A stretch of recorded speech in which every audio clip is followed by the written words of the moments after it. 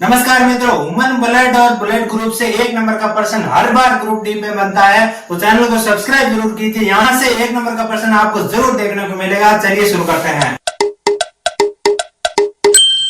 हमारे पास आज का टॉपिक है human blood and blood group, यानी कि मानव रक्त और रक्त समूह।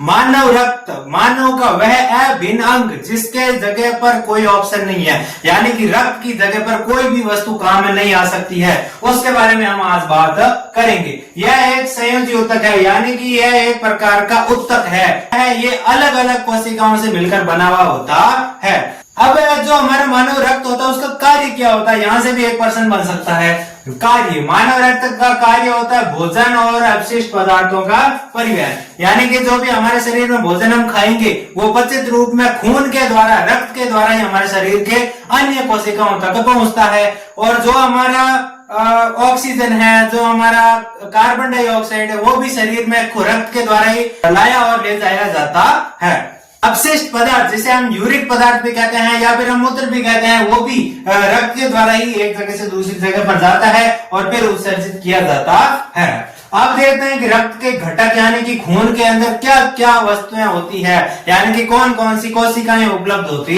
है। सबसे पहले होती है आरबीसी, यानी कि लाल रक्त कणिकाएं। ये आर का मतलब रेड ब्लड सेल्स, यानी कि लाल रक्त कणिकाएं। ये हमारे खून के अंदर सबसे अधिक मात्रा में पाई जाने वाली कोशिका है। इसमें हीमोग्लोबिन होता है जो ऑक्सीजन को पूरे शरीर में वहन करता है। लाल रक्त कणिकाओं के अंदर एक लाल वर्णक यानी कि लाल रंग का एक कलर जिसे हम कह सकते हैं वो होता है हीमोग्लोबिन। और वो हीमोग्लोबिन क्या करता है कि ऑक्सीजन को हमारे पूरे शरीर में परिवहन करता है। हीमोग्लोबिन के कारण ही रक्त का रंग लाल होता है, यानी कि हमारे खून का जो रंग है वो हीमोग्लोबिन के कारण ही लाल होता है। यहाँ से दो पर्सन इस प्रकार से बन सकते हैं कि हमारे खून का रंग किसके कारण लाल होता है, वो होता है हीमोग्लोबिन के कारण। और हीमोग्लोबिन या फिर लाल रक्त कणिकाएं किसका वहन करती है, तो वो करती है ऑक्सीजन का वहन।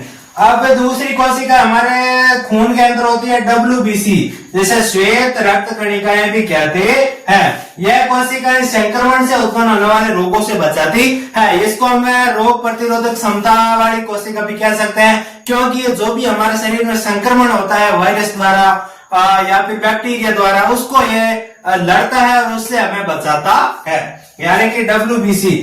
ज्यादातर बीमारियां हमारी निगलेक्ट हो जाती है WBC के कारण, लेकिन WBC की मात्रा कम होने की वजह से हम ज्यादा बीमार पड़ते हैं। तो ये दो कोशिका।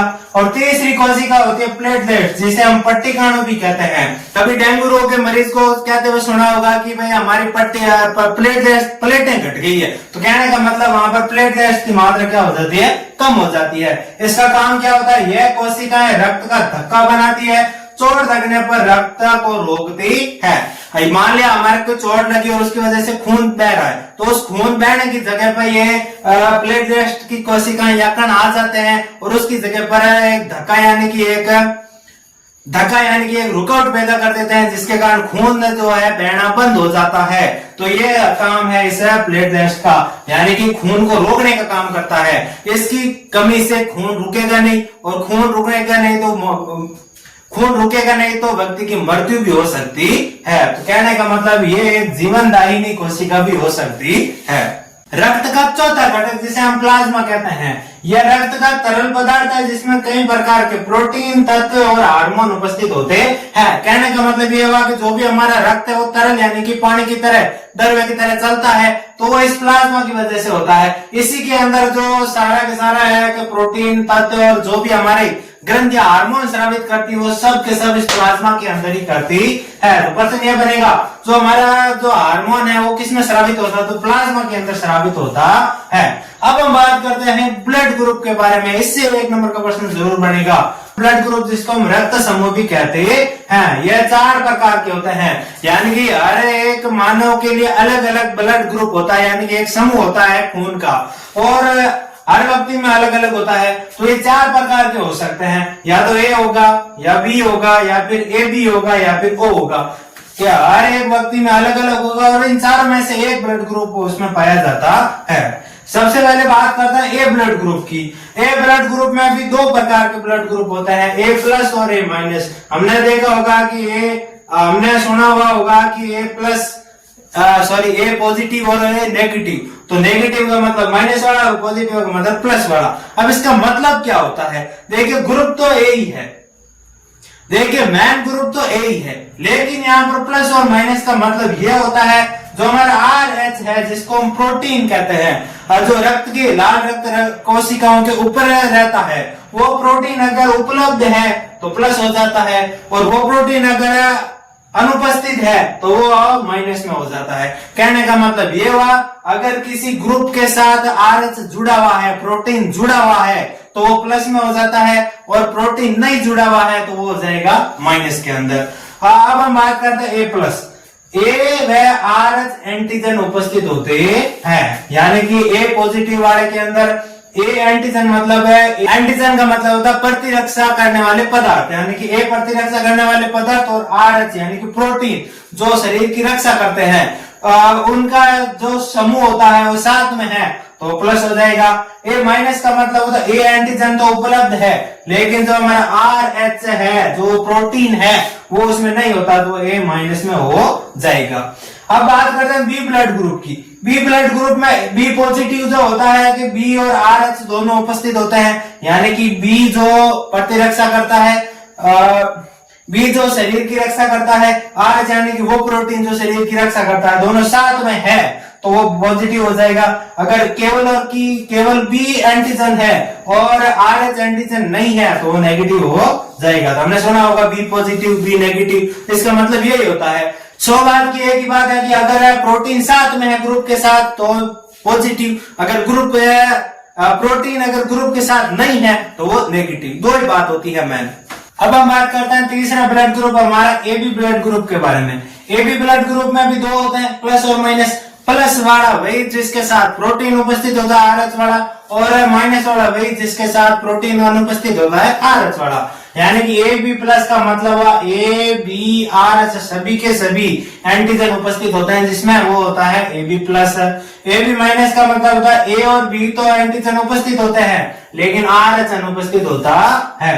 यहाँ से हम देखते हैं कि चौथा ब्लड ग्रुप होता है ओ ब्लड ग्रुप। प्लस के अंदर होगा ए बी एंटीजन नहीं होते हैं, यानी कि ओ पॉजिटिव के अंदर ए बी एंटीजन नहीं होंगे लेकिन RH एंटीजन उपस्थित होगा। ओ माइनस के अंदर ए बी और RH तीनों एंटीजन ही अनुपस्थित होते हैं, यानी कि ओ माइनस के अंदर कोई भी एंटीजन उपस्थित नहीं होता है, यानी कि कोई भी हमारा प्रतिरक्षा करने वाला तत्व इसमें उपस्थित नहीं होता है। अब हम देखते हैं कि किसी को चोट लग जाती है तो खून की आवश्यकता होती है, तो खून भी ग्रुप के अनुसार दिया जाता है कि किस व्यक्ति को कौन सा खून दिया जाना चाहिए। अब हम देखते हैं कि कौन सा व्यक्ति ग्रुप वाइज किसको खून दे सकता है। यदि किसी व्यक्ति का ग्रुप है, ब्लड ग्रुप है ए प्लस है, तो वो किसको खून दे सकता है? वो ए प्लस वाले और ए बी प्लस वाले व्यक्ति को खून दे सकता है। ए माइनस अगर किसी का ब्लड ग्रुप है तो वो A minus, A plus, A B minus और ए बी प्लस वाले को यहाँ पर खून दे सकता है। बी प्लस किसी का ब्लड ग्रुप है तो बी प्लस और ए बी प्लस वाले को ही वो खून दे सकता है। अगर बी नेगेटिव है तो वो B negative, B positive, A B negative और ए बी पॉजिटिव। यदि किसी व्यक्ति का blood group A B positive है तो केवल और केवल ए बी पॉजिटिव वाले व्यक्ति को ही खून दे सकता है। यदि किसी व्यक्ति का A B negative blood group है तो वो दोनों को, यानी कि ए बी नेगेटिव और ए बी पॉजिटिव दोनों को यहाँ पर ब्लड दे सकता है। लेकिन इंटरेस्टिंग बात यहाँ पर यह भी है कि ए बी प्लस वाला कोई भी व्यक्ति, A B plus blood group वाला व्यक्ति हर एक ग्रुप से खून ले सकता है, यानी कि किसी भी ग्रुप का खून ग्रहण कर सकता है। ए बी प्लस वाला किसी का भी खून ग्रहण कर सकता है। यहाँ से एक मोस्ट इंपोर्टेंट क्वेश्चन ये बनता है कि वह कौन सा ग्रुप है जो वह कौन सा ब्लड ग्रुप है जो किसी भी ब्लड ग्रुप से खून प्राप्त कर सकता है, तो वो हो गया A B plus. O positive तो ओ प्लस को, ए प्लस को, बी प्लस को और ए बी प्लस को, यानी कि जितने भी हमारे पॉजिटिव वाले हैं ग्रुप, उनको ये रक्त दे सकता है या उनको ये खून दे सकता है। ओ नेगेटिव जो हमारा ब्लड ग्रुप वाला व्यक्ति है वो हर किसी को भी यानी कि सारे के सारे ग्रुपों को वो खून दे सकता है। तो खून तो दिया जाता है वो ग्रुप के अनुसार दिया जाता है और इस प्रकार से वो ग्रुपों में बंटे हुए होते हैं। तो यहाँ से 1 नंबर का प्रश्न जरूर रहेगा, याद जरूर कर लीजिए। अगर वीडियो अच्छा लगा है तो चैनल को सब्सक्राइब जरूर कीजिए और हमारे साथ बने रहने के लिए धन्यवाद। Thank you.